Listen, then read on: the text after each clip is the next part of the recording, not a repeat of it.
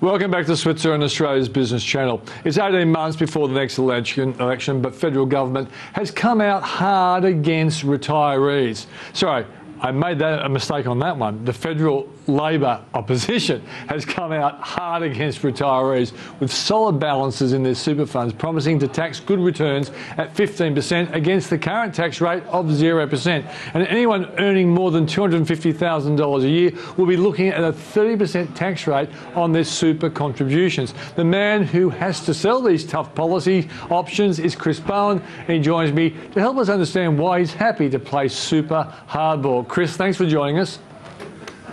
Pleasure, Peter. Good evening. I was putting you in government far too early then, mate, in that introduction. I'm always happy to accept that, and that's no problem at all. We'll take that one. Yeah, I knew you would. So where are you going to watch the State of Origin tonight? At Parliament House here, there's a New South Wales-Queensland function, so with my blue tie on, I'll be turning up to that. Okay, mate. Who's going to win? New South Wales, I would expect. Okay, mate. Now, let's go to the more important question, the really tough question. What would you do with tampons? Would you take the GST off it? Yeah, I would. I think there's a unique opportunity here. It's just one of those events where the federal government, the Liberal government, is extending the GST to international internet service providers like Netflix. That will raise the states more than $300 million over the 4 years. We think it's a good opportunity to say to the states, look, you get this money, but in return, let's take it off these female sanitary products. They're not optional. The states would still be considerably better off. It'd still be a net benefit for them. But I think most reasonable people look at this and say, well, this is not a product that really people have much choice about using, and it would be best to make it GST exempt. Well, before we talk about super, because we are talking about GST, you are ultimately hoping to be Treasurer one day, and Treasurers aren't necessarily liked, and they often have to come up with the hard decisions. If the whole country was happy to take a GST, 15% across all goods, just like in New Zealand, would you be prepared to push it, Chris? No, I support the current exemptions. I know that people say, well, look, we could just put it on everything, it'd be simpler.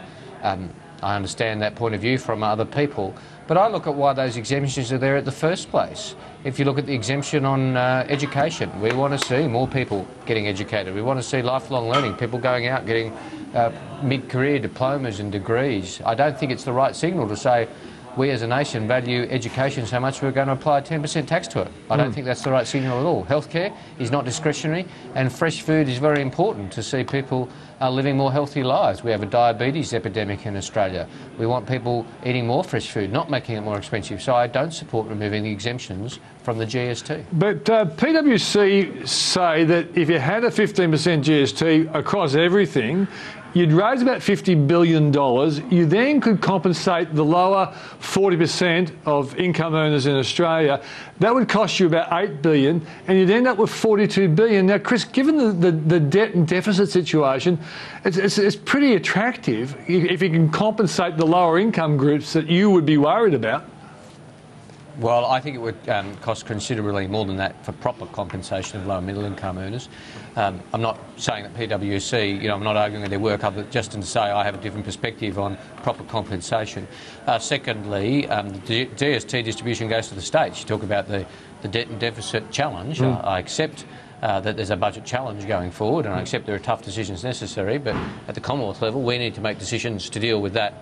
In terms of Commonwealth revenue, a GST is in effect state revenue administered by the Commonwealth. Yeah, but if you're giving them extras, you certainly could swing a deal, couldn't you, that the federal government would actually benefit from it, or you give them less support, in other parts of the budget. Well, if you did that sort of thing, you'd be wanting to talk to the states about the current taxes that they impose, just as Peter Costello did. But it's not a reform that I support, in my view, and I've looked at the modelling closely. Increasing the GST would require considerable compensation for low and middle income earners, to be fair dinkum about it, when you consider that people at the low income end of the scale spend everything they earn, or almost everything they earn, because they have to survive.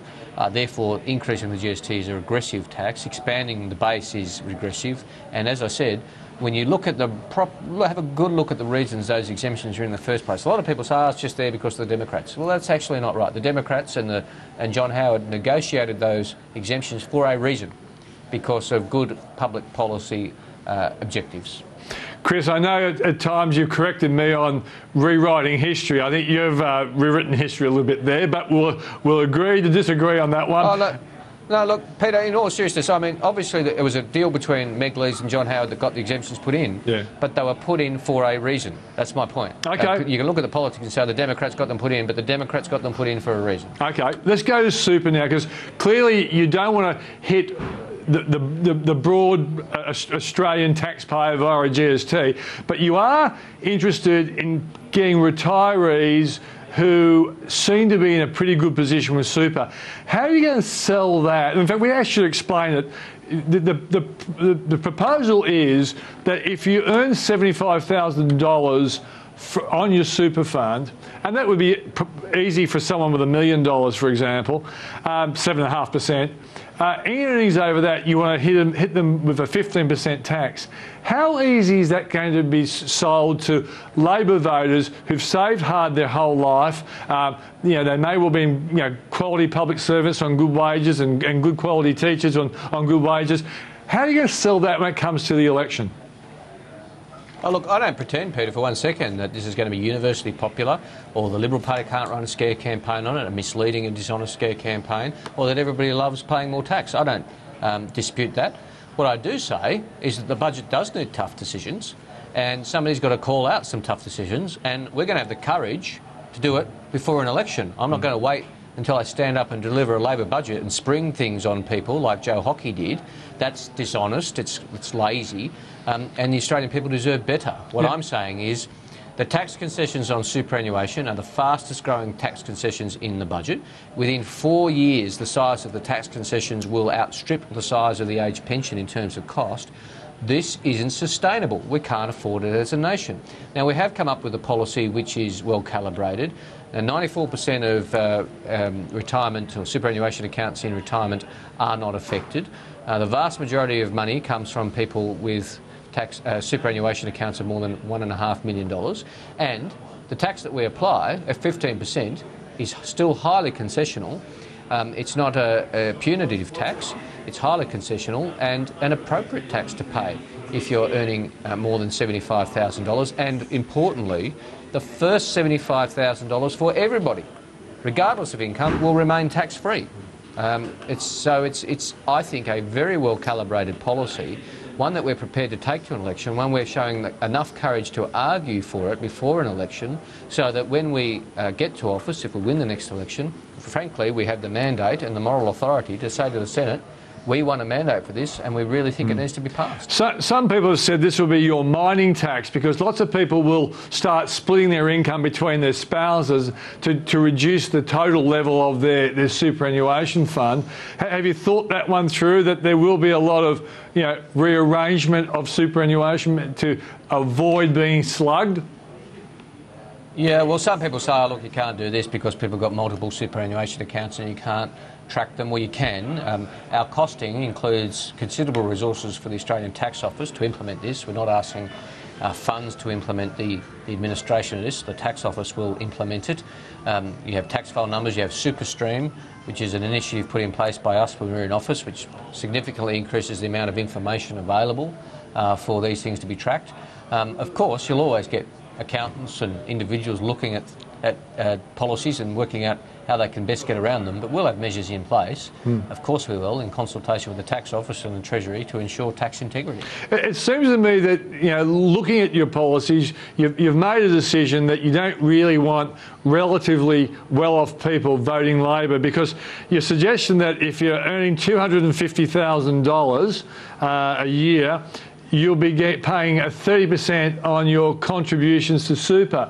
But the interesting thing is, Chris, a lot of people don't understand that $250 will include things like reportable fringe benefits, but more importantly, investment losses. So all those people with rental properties out there where they're losing money, those losses will be added back to income. So someone who's maybe on 100,000 thinking, oh, well, Chris Bowen won't get me with $250. If they're losing $150,000 on their rental properties, you will get them, won't you? Well, Peter, we've chosen 250,000 because we think it's a fair figure. We considered, frankly, going to 180, which is the top marginal tax rate. There's been some public commentary that we should have gone to 180. You make more money doing because that. It includes... Well, of course you would, but because the figure includes a few other things, I think 250 is the fair limit, because it's still highly concessional. I'll make that point again. 30% compared to the top marginal tax rate. You're still getting a concession for the money you put into superannuation. But if you're on 250,000, even taking into account some other things that you add into that figure, you're still way above the top marginal tax rate. You're still only paying 30% tax as opposed to your top marginal tax rate for your superannuation contributions. So the Commonwealth's still providing you with a tax concession, and I think it's fair. I think it's a fair system. Again, there are some people who say it goes too far. There's been plenty of people who say, oh, look, this hasn't gone anywhere near far enough. I think we've got the balance right. So ultimately, when the election comes around, you know what you're going to be accused of. You're going to be accused of running up the deficit with well-meaning policies, but the reality is you'll be seen as a big spending government in the past. How can we trust you to be fair income in bringing the deficit and ultimately the debt down? What's going to be your strongest argument? OK, the kind of things we've been talking about, one will raise you $9.2 billion over 10 years. That's not a real lot. And the other one gives you, what, $5.1 billion over 5 years. So we know he does because he's done it. He increased the tax on superannuation for low-income earners. Anybody under 37,000, he's jacked their tax up for superannuation. He's more than prepared to do that. But when it comes to our pretty carefully calibrated policy, he says, no, that's just too far. Now, there's been plenty of people who've come up to me in boardrooms, in businesses, at airports, who said, look, I'm a massive beneficiary of the current tax concessions and superannuation. I earn a lot of money. I'm quite rich. I'm a massive beneficiary. And you've done the right thing because it's not fair or sustainable. So I'm more than happy to have those arguments. In relation to your direct question on the deficit, well, I've said that we'll have more saving than spending over the decade. I do think we need to look at these things through a decade-long prism because it is a substantial task we have before us. And if I agree with the Business Council, with Martin Parkinson, with a whole range of other commentators who say, let's take a good, proper 10-year view at this, and we will have more savings than spending, and those savings will include spending measures, which we announce we will announce reductions or cuts to, because I'm saying very honestly, unlike Joe Hockey before the election, who said just make me Treasurer and everything will be all right, I'm not saying that. I'm saying tough decisions are necessary, some spending decisions, some spending cuts are necessary, revenue increases are necessary, because if you look at, say, the budget at the moment compared to the average of the years when John Howard was Prime Minister, well, guess what? Spending's up about 1.5% of GDP, revenue's down about 1.5% of GDP. The difference is the difference between deficit and surplus, and both need to be fixed, both need to be on the agenda if we're going to have a credible pathway back to surplus. Are you going to support the small business package in this budget? Absolutely. I said that on budget night, Peter. The government's getting up at the moment saying, pass the small business package. My response to that is, bring it in, actually put it to the Parliament, and then we'll pass it. We can't pass something they haven't yet moved. Chris Bowen, thanks for joining us. Good on you. Coming up, we ask a market expert what stocks you should be chasing right now.